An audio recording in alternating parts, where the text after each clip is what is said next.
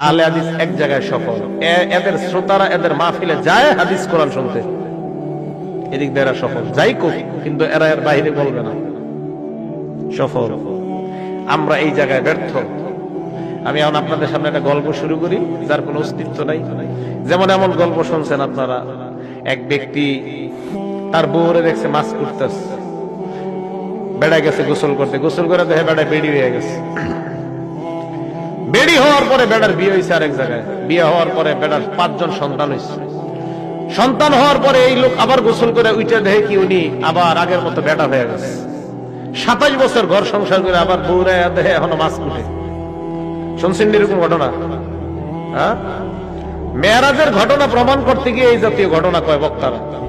এই ঘটনা পৃথিবীর কোন জাল কিতাবেও লেখা নাই। কই পাইলেন এই ঘটনা? এই ঘটনা আমি আপনাদের সামনে এখন খুব বানায় বানায় কইতাম, এরকম করতেন আপনারা, বিশেষ করে মুরব্বীরা এরকম করতেন। মিথ্যা কথা। এই মিথ্যা কথা আর কতদিন শুনবেন?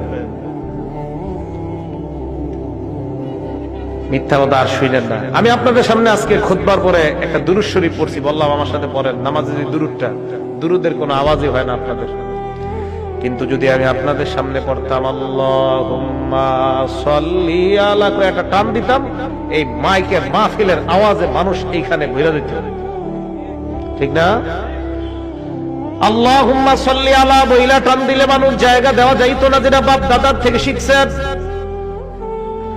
আমি যে দুরূদ পাঠ করলাম, এই দুরূদ দুনিয়ার শ্রেষ্ঠ মানুষ মুহাম্মদ সাল্লাল্লাহু আলাইহি ওয়াসাল্লাম দুনিয়ার শ্রেষ্ঠ উম্মত আবু বকর সিদ্দিককে শিখায়া দিছে।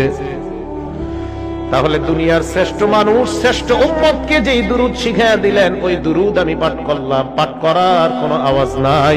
আর বাপ দাদার শিখানো দুরূদ যদি আমি আপনাদের সামনে পড়তাম, মাঠের মধ্যে আওয়াজে মানুষ আরো ভরপুর হয়ে যাইত। আর কতই মিথ্যার মধ্যে থাকবেন।